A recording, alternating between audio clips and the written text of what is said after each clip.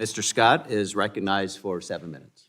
Thank you, Mr. Chairman. Mr. Chairman, I always find it interesting that Republicans can preach about fiscal responsibility and then produce a budget that actually increases the deficit by $250 billion this year. And just think about it. You talk about how bad the deficits are, and then say, that's why I'm voting for the bill that increases the deficit. Reducing the deficit isn't that hard. Every Democratic president since Kennedy has been able to hand over to their Republican successors a better deficit situation than they inherited, everyone without exception, and every Republican preaching about fiscal responsibility has handed over to the Democrats a worse deficit situation than they inherited, without exception. Obama improved George W. Bush's deficit. Trump had a significant worse deficit than he inherited from Obama. President Biden has improved the deficit from what he got from President Trump, and here we are starting off with a budget that's going to make things worse. But then the insult to injury is that this budget asks for us to adopt extensions of trillions of dollars in tax cuts heavily tilted to the wealthy and corporations, and pay for those tax cuts with cuts in spending. But this amendment just asks that those cuts, tax cuts for the wealthy, not be paid for with cuts to programs within the jurisdiction of the Education and Workforce Committee. A lot has been said about the instructions are not specific. So when you said, oh, we're going to cut Medicaid, you say, oh, it's not Medicaid, you can cut something else, when whatever else there is either isn't there, isn't enough, or may actually be worse. But what are you going to cut within the jurisdiction of education and the workforce? You're asking for hundreds of billions of dollars. We just received disappointing reports from the National Assessment on Education Progress. So is your response to those disappointing reports, is your response to cut spending for K through 12 education? Or is your response to cut school lunches or child nutrition? Yesterday, the Ed and Workforce Committee reported a bill to override dietary guidelines for Americans, scientifically established guidelines for proper nutrition, and allow school lunches to be served in violation of those scientific guidelines. That bill was opposed by advocacy organizations concerned about child health and education. Hopefully, we don't have to cut child nutrition programs. College is already unaffordable. Are you going to cut programs like student aid or job training, which can transform lives? What do you want to cut? Or do you want to have cuts that threaten job safety with massive cuts to OSHA? Or maybe cuts in health care. But remember, when you cut health care and people go uninsured because of those cuts, they'll still get sick and go to the hospital, and guess who pays? Those costs are shifted to those with insurance.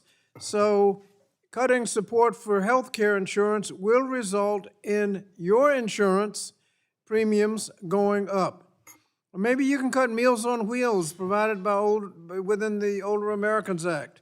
People depend on programs within the jurisdiction of the Committee on Education and Workforce. They certainly don't want them cut to fund tax cuts to the top 1% in corporations.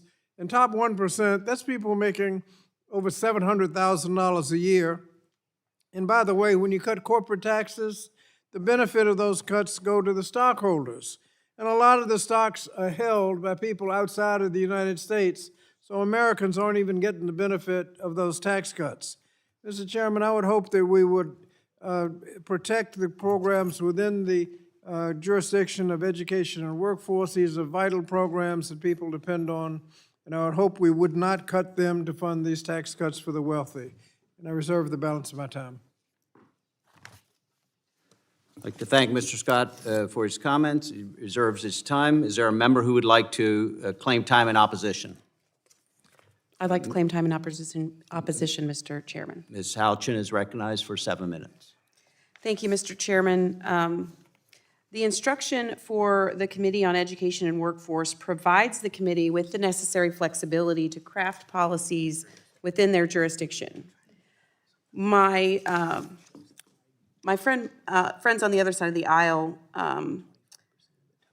have amendments like these that they're hitting us for deficit increases, but they're offering amendments that are asking us to add even more to the deficit. We're looking for savings. Here's an example of something that I think we could rightfully cut out of this $330 billion, and that is Biden's student loan forgiveness scheme. It not only incentivized skyrocketing tuition, but it also pushed working-class taxpayers, punished them, exacerbating the nation's debt and deficit crisis, in the process costing over $180 billion. The Department of Education is in dire need of fiscal responsibility. Not only that, the United States education system ranks near the bottom compared to other jurisdictions around the globe.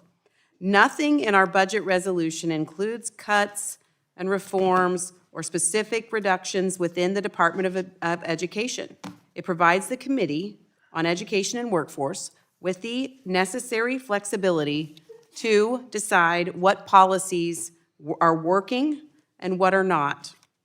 Reining in additional spending is a vital step toward restoring fiscal responsibility throughout the federal government.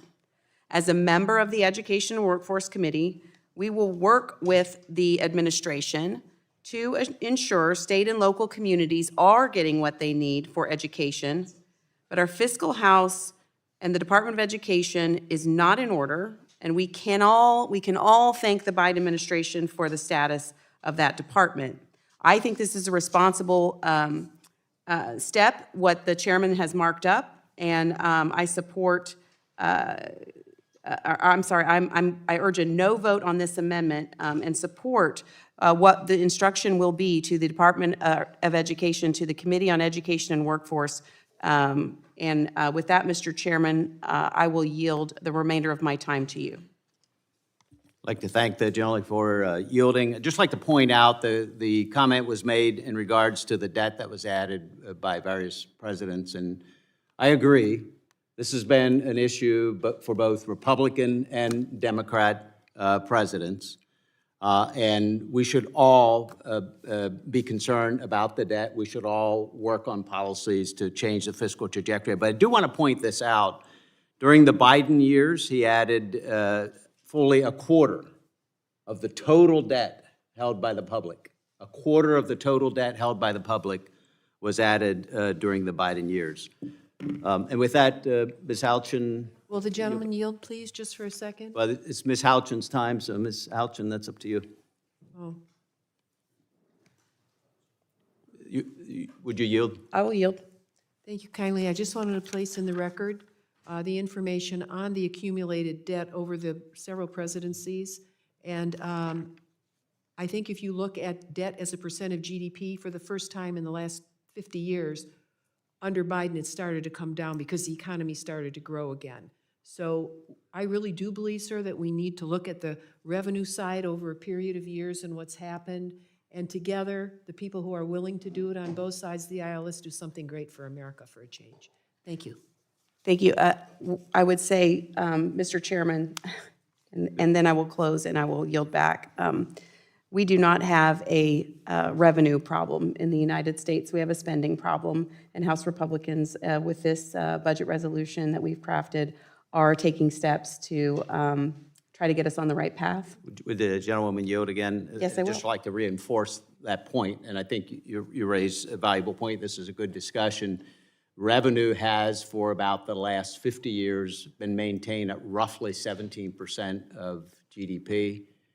And spending has, you look at the chart, has steadily increased to 26% of GDP from 50 years ago, maybe being about 16 or 18% maybe. So to Ms. Halchin's point, I think looking at the facts, we truly do have a spending problem that should be addressed. Would the gentleman allow me to just respond very briefly?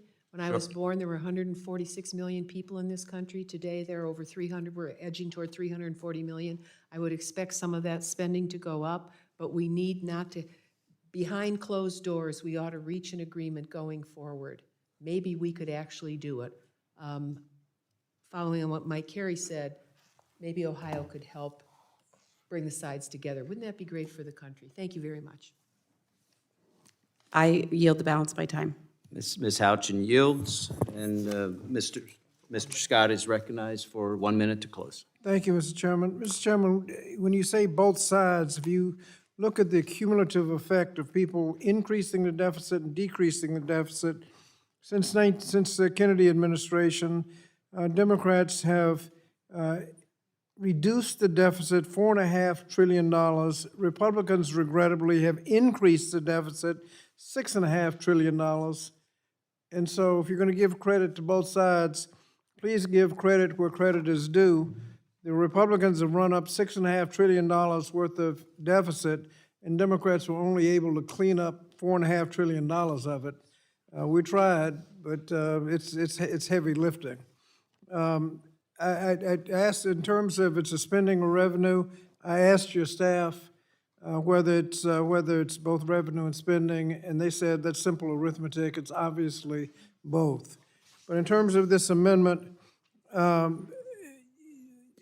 colleges are already too expensive. Students are having to incur massive student loans, and the student relief programs like the Public Service Loan Forgiveness Program, the programs that eliminate, forgive if you've been defrauded, are very important. There's flexibility, obviously, in what you would cut, but you got to name it. It's $300 and some billion worth of cuts. It's got to land somewhere, and I would hope you would not you would not apply those cuts to the programs in the jurisdiction of the Education and Workforce Committee. Thank you, Mr. Chairman. I yield back. Gentleman's time has expired. The question is on agreeing to the amendment offered by Mr. Scott. All those in favor say aye. Aye. Those opposed, no. In the opinion of the chair, the noes have it.